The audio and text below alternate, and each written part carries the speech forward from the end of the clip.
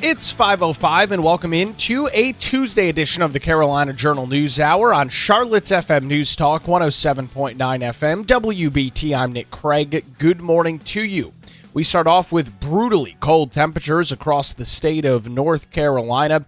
Temperatures right now across the state, 10 in Asheville, 15 in Charlotte, 15 in Raleigh, and the warmest spots are on our East Coast where temperatures are hovering right around 20 degrees. These brutally cold temperatures are keeping folks alert on the roadways with concerns of flash freezing in the overnight hours due to anything that was able to melt from this weekend's winter storm that affected mostly western and portions of central North Carolina. Anything that was able to melt during the midday heating as much as there was on a Monday afternoon. The possibility of freezing throughout the day today. DOT officials remind folks to take it slow, especially on some of those side roadways and especially bridges and overpasses where the possibility of ice buildup from any runoff remains at their highest potential. This is something that we'll be tracking for the next couple of days as low temperatures will remain brutally cold for the next couple of days. We'll keep an eye on it right here on the Carolina Journal News Hour. In some statewide news this morning, back on January the 22nd, U.S. Representative Greg Murphy, he is the Republican congressman out of Congressional District 3, introduced the Buying American Cotton Act, which would create a tax credit incentive for the purchase of products made with American-grown cotton.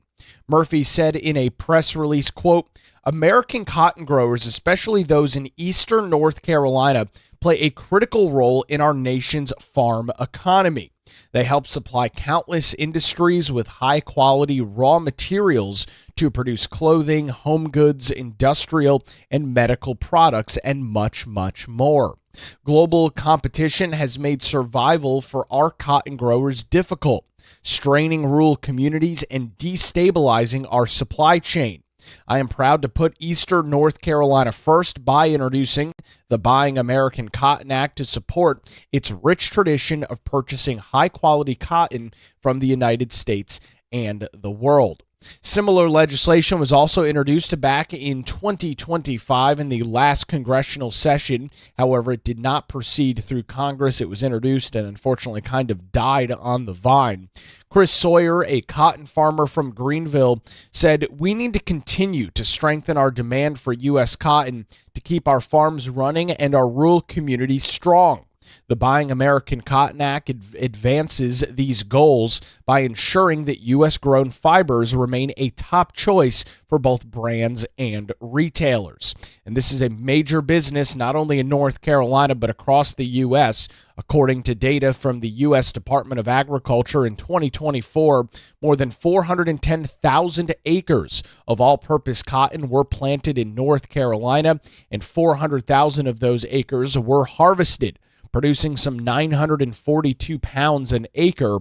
In total, 785,480 pound bales were produced in North Carolina in 2024. And as we remind you every single time we talk about agriculture and farming, it remains the largest sector in North Carolina, the agricultural sector. Many of the products that we grow and produce are major drivers for North Carolina's economy year in and year out. Steve Troxler, who is the commissioner of the North Carolina Department of Agriculture and Consumer Services, recently told the Carolina Journal, "Cotton is one of the commodities that is in awful shape right now, not because of the weather, because it is one of the crops that has been impacted by the world's economic conditions and U.S. economic policies. I've talked with friends of mine during the harvest season who grow cotton, and he said that he was losing money on every pound of cotton he harvested because the price of cotton was well below the break-even point that it costs to produce it. We certainly thank Congressman Murphy for his offer to help. Anything that can be done to incentivize the use of U.S. cotton is much appreciated." North Carolina is number 6 in the nation for cotton production, with cash receipts at $311 million. That is including the sale of lint and seed, according to the North Carolina Department of Agriculture. Cotton ranks number 12 in the state's commodities in terms of cash receipts, which accounts for about 2.1% of the total agricultural cash receipts throughout the entire state. 2025's production is 670 bales, which is down 15% from those numbers that I just mentioned in the 2024 production. The top 10 cotton-producing counties in North Carolina are Halifax, Bertie, Martin, Northampton, Edgecombe, Chowan, Pitt, Gates, Wilson, and Hyde County. Many of those in eastern North Carolina, where that is one of the larger products, or one of the larger crops, I should say, that is harvested and produced. Cotton also plays a significant role in North Carolina's rich textile history. All the way back in 1899, North Carolina State University started a textile education program due to the state's position it had as a major textile producer. Obviously, there has been many changes for generations now in the textile industry. Much of that industry, more accurately to say, unfortunately, has moved out of North Carolina. However, going back to our roots and looking at some of our history, it does remain a major sector and a major portion in North Carolina's economy. Again, this was introduced in Congress, the Buying American Cotton Act, by Representative Greg Murphy. He is the Republican out of the 3rd District in North Carolina, which does cover many of the counties that I just mentioned. Those are his districts, or his counties, I should say, in his congressional district up in Washington, D.C. You can read some additional coverage of that story this morning by visiting our website, carolinajournal.com. The headline story there: Murphy introduces legislation to boost American cotton. In some other statewide news this morning, we are, of course, keeping an eye on some of the impacts from a winter weather event that affected the state of North Carolina over the weekend. Fortunately, did not see as many impacts as were originally anticipated due to some drying in the sector, which did not allow as much frozen precipitation to fall from the sky. When we joined you yesterday morning, we were looking at about 30,000 customers that remained offline due to power outages, many of those caused by icing on trees and power lines themselves, causing those lines to either fall down or causing some issues with transformers. Fortunately, this morning, only 4,800 customers across the state are without power. That is incredibly relevant due to those brutally cold temperatures I mentioned just a few minutes ago. The largest group of outages this morning is 932 in Transylvania County, 778 in Davidson. Durham County has about 600 customers without power, 582 out in Guilford, and then Henderson, which was the largest. You had more than half the state's power outages yesterday in Henderson County. Duke Energy crews were in full force yesterday, getting that number down to now just 552 customers as of 5:14 this morning. So work continues with crews from Duke Energy as the state continues to deal with some of those minor impacts from the weekend winter weather event. Coming up here in just a couple of minutes, Teresa Opeka from CarolinaJournal.com will join us.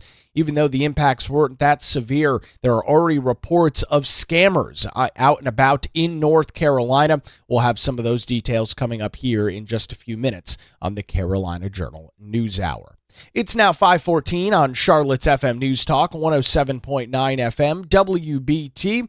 We will head on over to the traffic center, get a look at the roadways on this brutally cold Tuesday morning with Boomer Von Cannon. You got it, Nick. Yes, sir.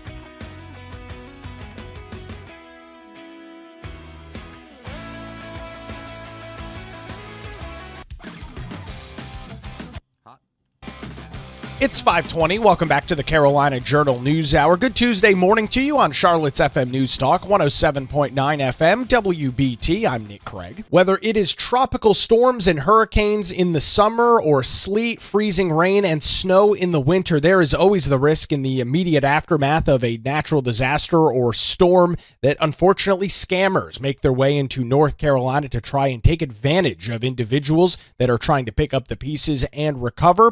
In North Carolina, Insurance Commissioner Mike Causey is now sounding the alarm on the warning for that this morning. To walk us through some of those details, Teresa Opeka, CarolinaJournal.com, joins us on the News Hour. Teresa, unfortunately, this is a big business for those that are less than upfront businessmen and women that we see these scammers not only flood into North Carolina, but many other states after any sort of natural disaster. Yeah, you're right. Good morning, Nick. Thanks for having me. There's always going to be somebody trying to scam people out of their hard-earned money or taking advantage of those who are really vulnerable, like the elderly out there. So we have North Carolina's Insurance Commissioner Mike Causey warning to be on the lookout for scams now that the weekend winter storm has ended and gone out to sea, thankfully. Not too bad. North Carolina didn't get hit, although the western part of the state had the most power outages, maybe had more damage than even central North Carolina. So he advises to keep a lookout for that because you just don't know where they're going to pop up. They wait a few days afterward and they follow storms, right? They call them storm chasers too, in a different respect, where they want to see where people may have had some damage. And there's so many things that he did go into. But he says, also to people before the storm even ends, they might get a phone call and saying, hey, there's storms coming. I think maybe you might need some help. And people are, maybe the elderly are more willing to talk to somebody over the phone like that. But mainly, like he said, and we're going to get down to that in the article, legitimate contractors aren't going to go looking door to door for business because they are so busy. I mean, you could try to call somebody and they'll be like, yeah, I'm weeks out. You'll have to try back, or maybe call back in another week or so. They're not going to come to your door. They're going to be really busy. So there are a few tips that we can give how you can protect yourself against those scammers. Yeah, I've seen this firsthand in the eastern half of North Carolina, Teresa, in the immediate aftermath of tropical storms and hurricanes. You've got many, and it traditionally is roofing or individuals trying to remove trees and brush and limbs from your property. They'll knock on your door. They'll ask in most cases for half of the payment up front. And regardless of whether it's either shoddy work or, and sometimes, Teresa, these guys just disappear. You give them $500-600 to remove some trees from your front yard. They give you a business card with a bogus phone number, and you're never to hear from them again. You're out a couple $100 cash, and there's really no recourse, nothing you can really do about it. Right. Yeah, it's just, that's why they say, well, we're going to give you a cheaper rate or a reduced rate, and they'll ask for cash, like you say, and maybe ask you to pay up front. Ask you for different forms of payment other than cash. They might ask you for maybe to go on a cash app, maybe something like a PayPal or even Bitcoin they're asking for, believe it or not. Things like that, of that nature. That's what Commissioner Causey was telling me when I talked to him for this interview. So yeah, you never, ever want to give anybody money up front. Never. And also to never sign anything without reading everything, especially the fine print. When it comes to, or anything that has a blank line on it, because the person can come and fill that in afterward after you signed it. Some other things too about, there's what he calls an assignment of benefit, or AOB. It's a form that people will bring to a person's home. The fine print says, if you sign this, an insurance company pays a claim, that all the money goes to the contractor. Now, if you want to come back and say, hey, I'm not doing this, I want to cancel this, there is a clause in that paperwork that says they owe the scam artist some money because they get a percentage of the total job, whether they do that work or not. So you got to be very, very careful in signing anything and read everything that they give you. And Teresa, I'm glad you bring up the insurance angle on this as well. And we've seen cases in the past, even where maybe it's not a fly-by-night or even a scam operation, but if you don't follow and go through the proper procedures that are outlaid in your homeowners or your renters insurance policy, you could also be in a situation where you get the work done, but your insurance company's not willing to reimburse you for it. And that being the case, you could be out thousands of dollars depending on the work that was done, tens of thousands if you got a major repair done, like a roof replacement or something like that. Yeah, yeah. So you got to be very careful when it comes to that. Like you say, you're going to be out even more money when it comes to maybe possibly insurance claims. So, and definitely check with your insurance agent or insurance company too before signing a contract paying for repairs. As we said, get everything in writing. You also want to ask, if you're not sure, to see the salesperson or the contractor's driver's license, write that number down, and also take down their license plate number. Basically some other good tips. Of course, you want to ask for references, check with the Better Business Bureau or recommendations from family and friends, and also make sure they have workers' comp insurance. That's very important, and that they're bonded and insured. And you also want to maybe set up an appointment to get estimates, at least 3 different estimates from different contractors as well. And Teresa, one of the tacks that are used in this, and not to try and poke fun or make this about the elderly, but they'll use this level of urgency. They'll stress, and we see this with a lot of telephone and text message and even social media scams that do prey, unfortunately, on elderly individuals. They will stress this importance. Oh, we're leaving town in 2 days, and we'll cut you this great deal, but you've got to sign right now. If not, we're going to be gone. We're going to Asheville, so we've got to get out of here in the next couple of days. They really stress that urgency to put individuals on the hot seat. And unfortunately, when we talk about this, Teresa, in many cases there is damage, that whether it's a roof or trees that have fallen partially on a house, there are immediate needs that need to be done. So you kind of add all of those elements up, and it's a ripe situation for scam artists and less than ideal businessmen. Right. They create this sense of urgency, and there are people that are vulnerable to believing it. I mean, it's for any scam, right? We've gotten the DMV scams on your phone. You've gotten any kind of scam, like, hey, you've got to pay this now or else, and maybe you're wise to it, but maybe your elderly neighbor or your relative or a friend isn't, and they may go ahead and say, oh, I better do this. But yeah, he advises caution.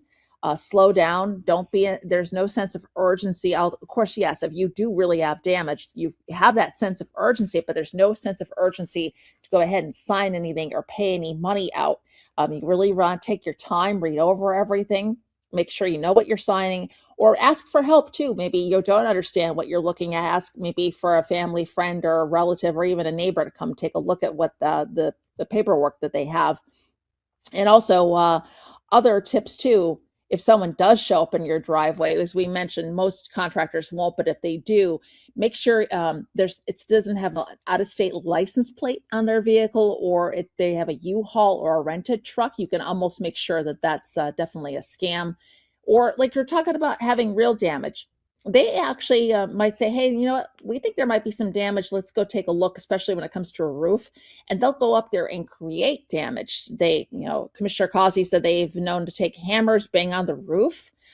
They've had golf balls put in socks and bang on roof shingles to dent them. So they're very clever, very methodical in what they do. So there's a lot of great tips to be aware of when it comes to looking out for these scam artists posing as contractors. And Teresa, one of the interesting things that we want to pass along this morning as well for individuals going through some of those tips, taking down a driver's license number or license plate number, or maybe it's a business card that looks maybe like there's something a little off about it. You are actually encouraged to report some of that fraud to the insurance department and make sure here that they get that on record and maybe can help other people out in the future. Yes, that's correct. You can go on to the insurance department's website, and that's ncdoi.gov, or you can call 919-807-6840, or they have a toll-free number in North Carolina, 888 680-7684. And you can do this all anonymously. You do not have to give your name. We also have the address on in the article if you want to mail a letter in, or you want just to let them know about it via mail. Also, too, there's information about if you're having trouble getting a claim paid or resolved, you can also call their department's Consumer Services Division Monday through Friday. That's 855-408-1212. So a lot of good tips there, as you mentioned, about reporting fraud, or maybe you're having trouble getting your claim paid. We've got all that information in the article as well. Yes, those great tips, the phone numbers, the addresses, all of that information over on our website this morning, carolinajournal.com. We appreciate the information this morning. Teresa Opeka joins us on the Carolina Journal News Hour. Where it's now 5:30 on Charlotte's FM News Talk, 107.9 FM, WBT. Back to the traffic center. Another look at the roadways on your Tuesday morning commute with Boomer Von Cannon.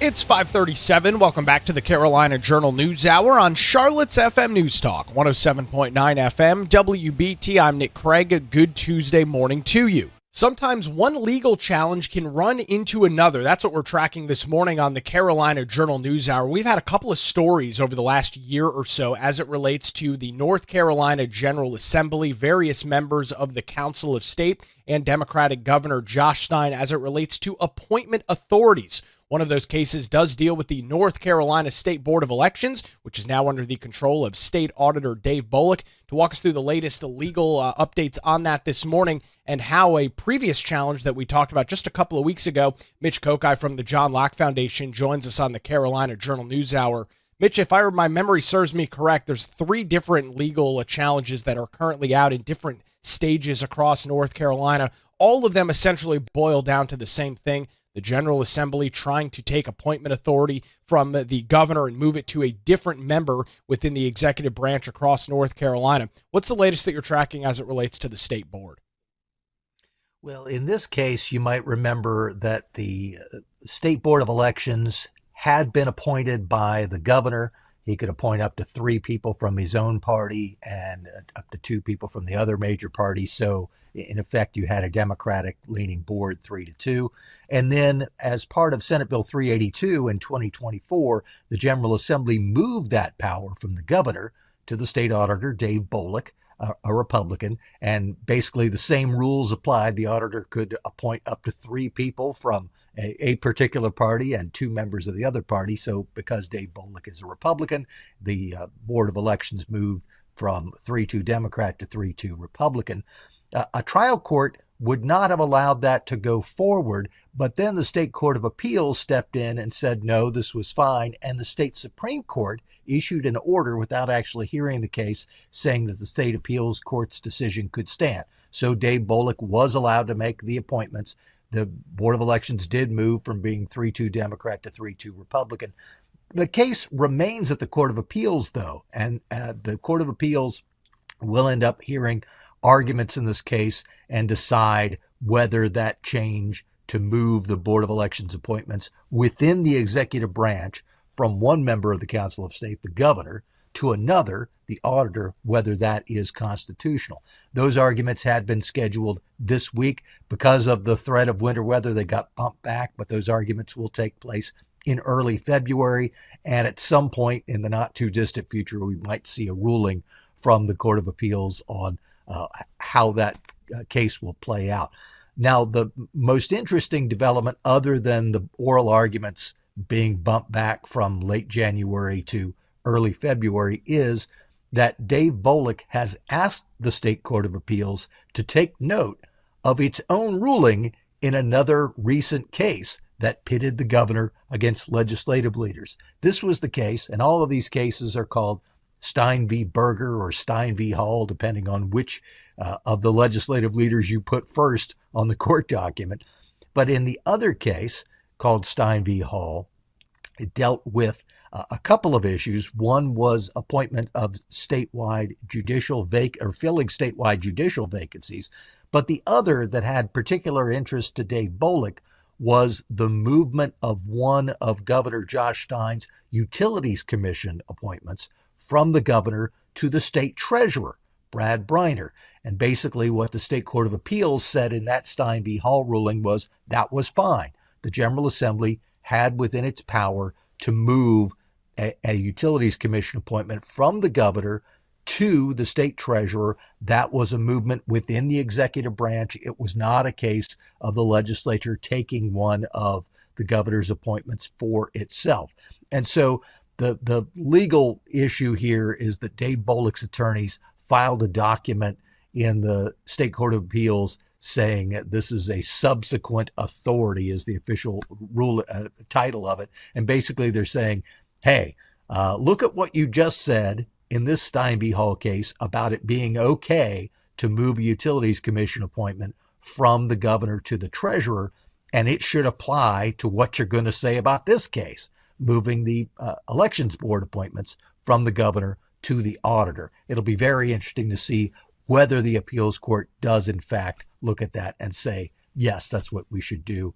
do the same thing that we said in the initial Stein v. Hall case to this other Stein v. Berger or Stein v. Hall case.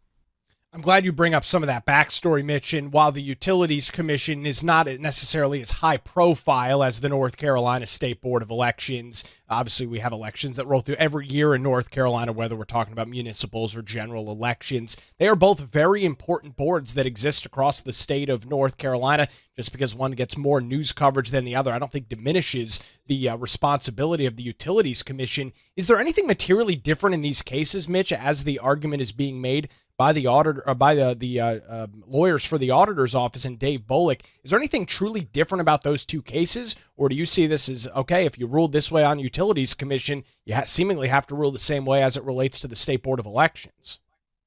Well, that's certainly the argument that the auditor's lawyers are making, that, hey, you said that it was okay to move an appointment within the executive branch from one elected Council of State member, the governor, to another, the treasurer, and so the same principle ought to apply. And one of the reasons that he's filing the document that he did is that both of these cases are at the State Court of Appeals. So the argument from the auditor is, if you would somehow say that this movement of the elections board appointments to the auditor is wrong, you would be contradicting what you just said in this other case at this same court. And the Court of Appeals, even though it hears cases in 3-judge panels, and they aren't always the same panel, and in fact, the case, the panel that's hearing the elections board case is not the same as the panel that heard the Utilities Commission case. The appeals court is not supposed to contradict itself, even if you have judges who aren't the same on the two panels. And so that's basically Boliek's argument, is you've already basically decided this issue when you decided that the Utilities Commission appointment was fine. And so it follows logically that you should say that what happened with the elections board is fine. Now, another interesting wrinkle in the elections board case, remember, is that the state Supreme Court has already weighed in. This case didn't go to the state Supreme Court in the normal way of you file the briefs and then you have an oral argument and then there's a lengthy decision and you get a majority decision and maybe some concurrences and a dissent or multiple dissents.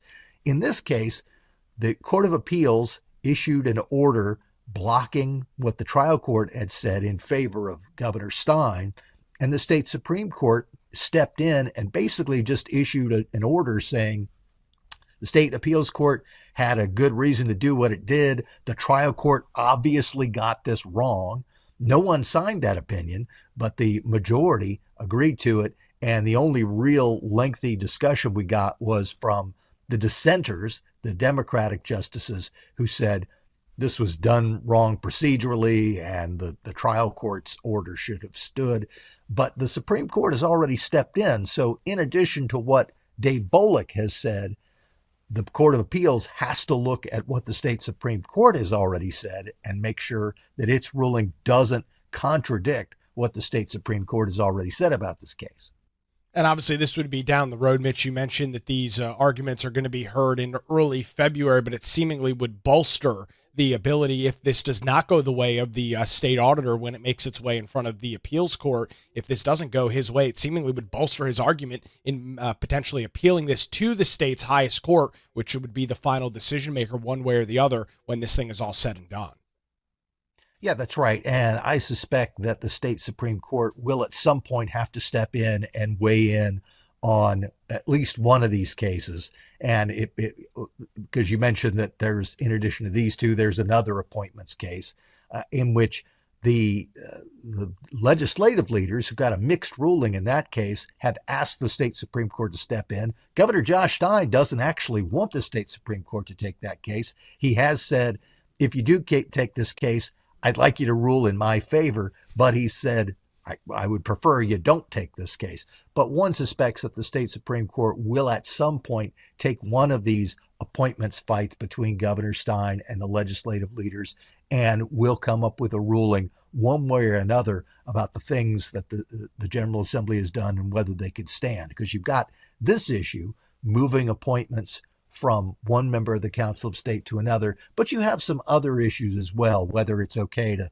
split the appointments between the governor, the legislature, and some outside group, or whether it matters whether the board that's being affected is one that actually has decision-making authority that would be under the executive branch, or whether it's more an advisory group. So basically, there are a bunch of different types of appointment changes that the General Assembly has made. The only really common factor is they took away some authority from the governor. And it probably eventually will be up to the Supreme Court to say whether these were valid or whether the General Assembly stepped on the governor's authority in a way that was unconstitutional. And that, of course, would be incredibly relevant if assuming eventually one of these cases makes its way to the state's highest court and it gives its final ruling. Mitch, if they rule on the side of the governor, that would pretty much chop out the legs of under the General Assembly, and they would not be able to do any more of this. They could try, but presumably would lose in court. On the flip side, if the state's highest court does say, yes, General Assembly, you do have the right to shift around some of these appointment authorities within the executive branch, I'm going to see a fire sale going on within the General Assembly where they continue to pick and pluck some of these appointments away from Governor Stein and give it to other members of the executive, or the Council of State, rather, like the state treasurer, like the auditor, and other individuals within that entity. Yeah, that definitely could happen. And I think one of the things that we have seen in court filings that has been interesting is that the lawyers for the legislature are basically asking the state Supreme Court to step in and say either that what it said earlier in a couple of precedent cases, McCrory v. Berger in 2016 and Cooper v. Berger in 2018 or 2019, I can't remember the year at this point, but basically that what the court said in those cases either has been misinterpreted moving forward or that the court got it wrong. Basically, because those cases were disputes between the General Assembly and the governor in cases in which the governor ended up winning. First, Republican Governor Pat McCrory, and then Democratic Governor Roy Cooper won those disputes. And basically, the legislative leaders are inviting the state Supreme Court to come back and either clarify that despite the fact that the governors won in those earlier disputes, that doesn't mean that they're going to win in these future disputes, including the types of cases that we're talking about now, or to go even further and say, we got it wrong in the McCrory and Berger cases, and we never should have stopped the General Assembly from making these types of changes in the first place. That's what the legislature would really like, is to be able to make any type of appointments changes it can. But it's certainly, if it can't get that as the ultimate goal, the next best thing for the General Assembly would be for the court to say, remember what we said in the McCrory and Cooper cases? Well, they're very limited, and the General Assembly still has a lot of authority to make appointments changes. Yeah, this could be a major case for the state of North Carolina, not only right now, but for years going forward. We'll keep an eye on the details. You can read continued coverage over on our website, carolinajournal.com. We appreciate the update this morning. Mitch Kokai from the John Locke Foundation joins us on the Carolina Journal News Hour. Where it's now 5:50 on Charlotte's FM News Talk, 107.9 WBT. Another look at the roadways on your Tuesday morning commute with Boomer Von Cannon. Hey, thank you, Nick. And advise.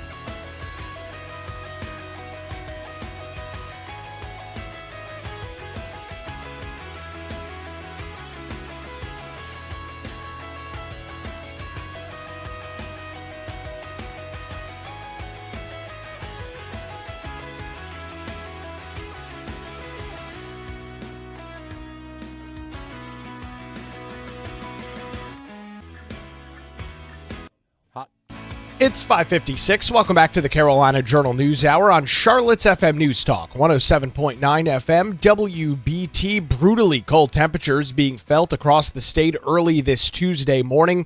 10 degrees in Asheville, 15 in Charlotte, 16 in Raleigh. Our warm spot this morning is 20 degrees in Wilmington, well below freezing, as the concern remains, according to officials with the North Carolina Department of Transportation, of black ice on the roadways due to midday temperatures on Monday, and we'll see a similar situation today and brutally cold overnight lows.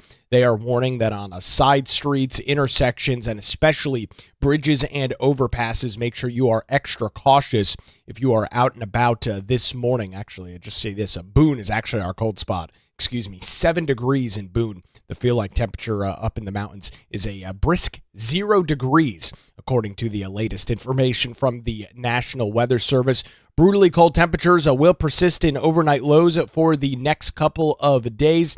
And fortunately, Duke Energy crews have gotten more and more folks' power turned back on. Only 3,000 customers without power this morning. That's down from 30,000, where that number was yesterday. That is going to do it for a Tuesday edition of the Carolina Journal News Hour. WBT News is next, followed by Good Morning BT. We're back with you tomorrow morning, 5 to 6, right here on Charlotte's FM News Talk, 107.9 WBT.